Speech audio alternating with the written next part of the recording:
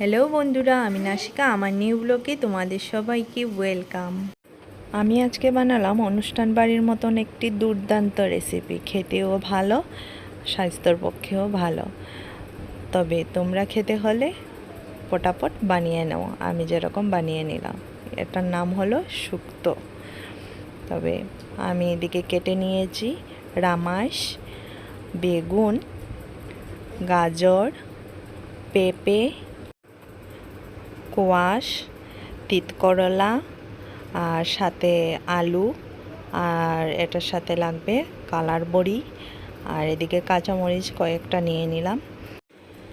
পাঁচফোড়ন, জিরে আর রাঁধুনি আমি একসাথে ভেজে নেব, ভেজে এটা গুঁড়ো করে নেব।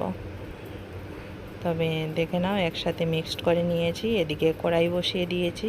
এখন কড়াইটা একটু গরম হয়ে গেছে, এটা আমি দিয়ে দিলাম আর ভালো করে ভেজে নেব। ভেজে এটাকে গুঁড়ো করে নেব। এই শুক্তোটা কে কে খেয়েছো নিশ্চয়ই কমেন্টে জানিয়ে দিও। আমি খেলাম, প্রায় 3-4 বার খেয়েছি, বাইরে অনুষ্ঠানেও খেয়েছি, ভালো লেগেছে তাই বানালাম। এদিকে দেখো কালাইয়ের বড়ি নিয়েছি, আদা বাটা, তেজপাতা, শুকনো লঙ্কা আর কালাইয়ের বড়িটাকে ভেজে নেব। আর এদিকে দেখো এটা কাজু বাদাম কয়েকটা নিয়েছি আর ভালো করে গুঁড়ো করে নিয়েছি। আর এদিকে দেখো এই মশলাটাও আমার গুঁড়ো করা হয়ে গেছে।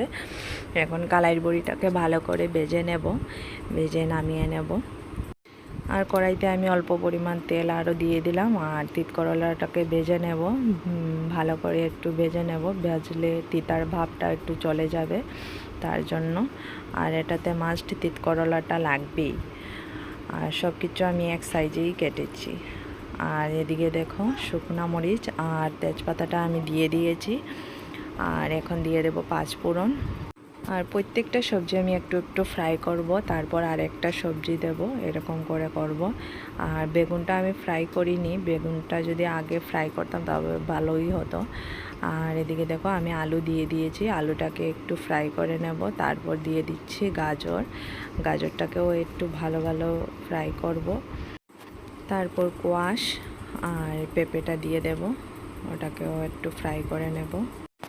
তোমরা যদি আমার পেজটা ফলো করো নাই তাহলে ফলো করে নিও। আর ভালো লাগলে লাইক শেয়ার করে দিও, একটা কমেন্ট করে যেও, ভালো লাগবে।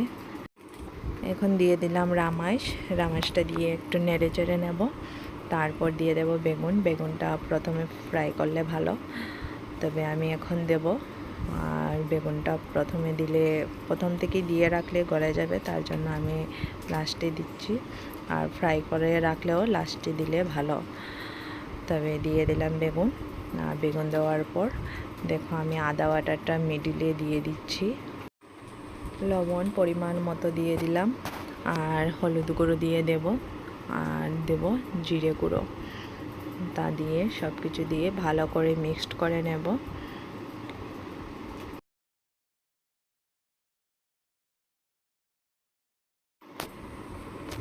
আর দিয়ে দেব এখন চিনি, অল্প পরিমাণ চিনি দিয়ে মিক্সড করে নিলাম।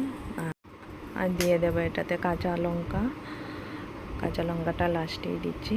আর এই যে তিতকরলা ভাজা আর কালাইয়ের বড়ি ফ্রাই করে রেখেছিলাম, এটা দিয়ে দিয়েছি। আর এটাতে আমি জল না দিয়ে দুধ দিয়ে বানাবো, এটা দুধ দিয়েই বানাতে হয়, তার জন্য দুধ আমি গরম করে রেখেছিলাম। আর দেখো এখন দিয়ে দিচ্ছি, আর দুধ দিয়ে ভালো করে মিক্সড করে নেব। আর তাতে আমি দিয়ে দেব কাজু বাদাম, যা পেস্ট করে রেখেছি, শুকনোভাবে গুঁড়ো করে রেখেছিলাম, এটা দিয়ে দেব। ভালো করে একটু সময় হবার জন্য ঢেকে রেখে দিয়ে দেব। তো দেখো ঢাকা দিয়ে দিয়েছিলাম, এখন হয়ে গেছে। আর এটাতে আমি মশলাটা দিয়ে দেব, যা প্রথমে আমি বানিয়ে রেখেছিলাম সেই মশলাটা দিয়ে দেব। আর এতে আমি অল্প পরিমাণ ঘিও দেব লাস্টে।